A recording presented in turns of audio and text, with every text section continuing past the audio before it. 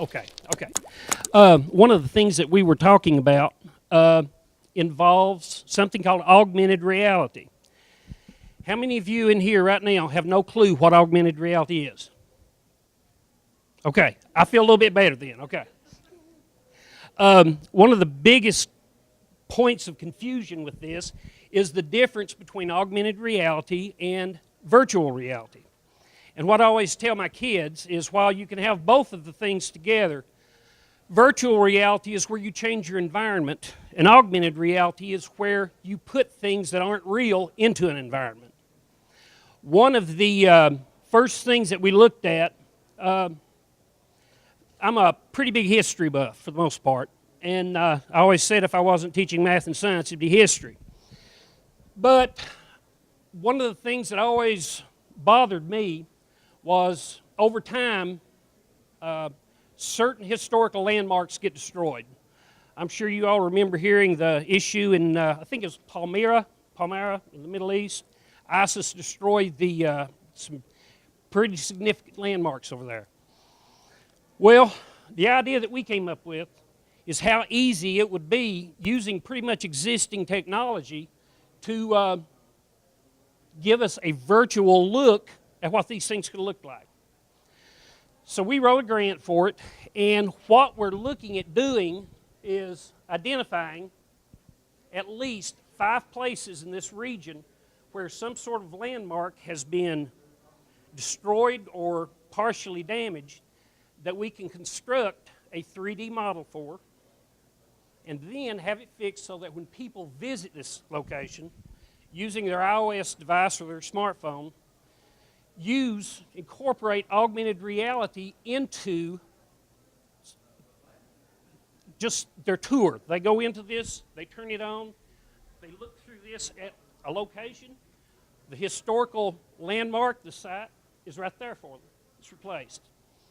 Where we are right now with our project, we have a cabin that we've managed to download, and we've put it out in the field out there beside Hazard High School to the point where students can take their phones, walk completely around the cabin, and even walk inside of it. Still got some glitches because connectivity and everything like that, and this is pretty new technology. They were really surprised, though, the other day, too, when we actually managed to set the Eiffel Tower out there. So, but what we're wanting to do is identify at least 5 locations that we can possibly, in the future, create some sort of landmark for, a model for, and incorporate augmented reality. What I see as the future of this, and I'll have some time for some questions later on, but several years ago I had the opportunity to go to Omaha Beach in Normandy, and just being there with an empty beach was pretty amazing. But imagine what it would be like. Are any history teachers in here? Imagine what it would be like to go visit Gettysburg and be able to walk across the field in the middle of the battle. That, I think, is going to be pretty close on down the road. We're getting close to it right now. The one we're sort of looking at right now actually takes place, or is actually here, I believe, in Pikeville. How far is it from here to where Randolph McCoy's cabin was? Anybody know? What we're looking at is, of course, the McCoy cabin was destroyed by fire. I can't remember the year, maybe 1888, New Year's Eve, New Year's Day. And since then, they've had a few archaeological digs there trying to locate it. But I think it would be a fantastic endeavor for some folks to be able to recreate as best they can that cabin and have it as part of that historical site where individuals, when they come up there, they can use their iOS device or their smartphone, whatever, their iPad, and actually see where it's thought that this cabin was.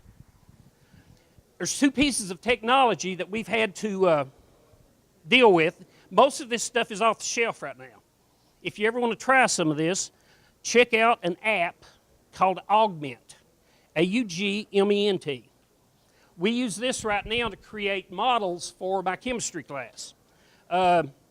There's all sorts, I'm not sure what your level of knowledge with chemistry is, but one of the things that kids have a problem with visualizing is 3D models of orbitals, electron clouds, things like that.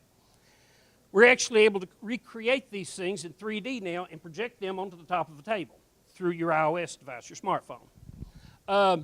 Augment is really good for that. The other one, this was the problem that we ran into with AR.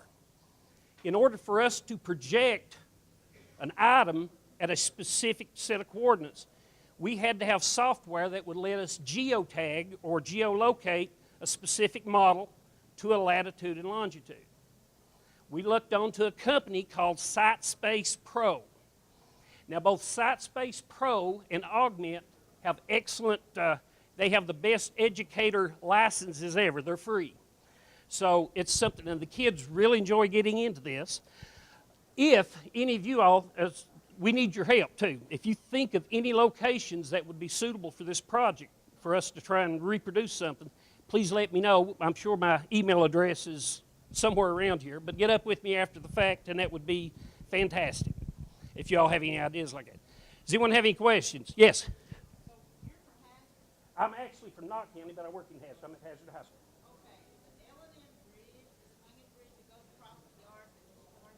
Downtown? Yes. Mm-hmm. That would be, I hadn't even thought about that.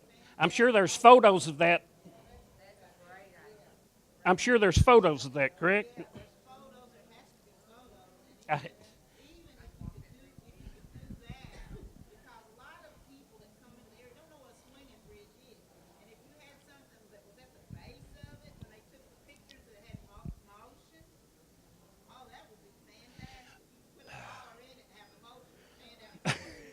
The other thing too, once we create a 3D model of one of these sites, we can also take that 3D model and upload it to Google Earth so that anybody that comes to Hazard on Google Earth will see the bridge in 3D. So that's a great idea. Thank you. Yes.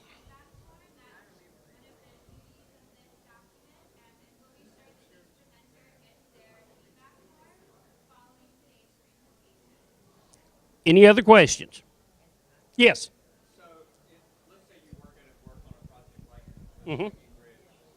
So, roughly working with the student, how long to build the model, and then how long to actually place it in a That is way out there in the ether right now. We're still figuring that out. What we're using right now, for years, we've had access to Google SketchUp. Well, it's another Trimble SketchUp now. It's always been free before. And now it's like it's $50 even for an educational license for it. However, I also use one called Vectorworks. It's more of an Apple-based version of AutoCAD. We can still get an educational license for that free, and that's exactly where we're at right now. We're putting this on the computers, and we're going to do a quick... So you're using Apple? Yes. Mm-hmm. Because that's what's available. I've got a lower learning curve with Apple than I do PCs. Does Augment work on the Apple? Augment, yes. Augment is a web-based organization, but it's got iOS, yes. Yeah. But they're worth checking out.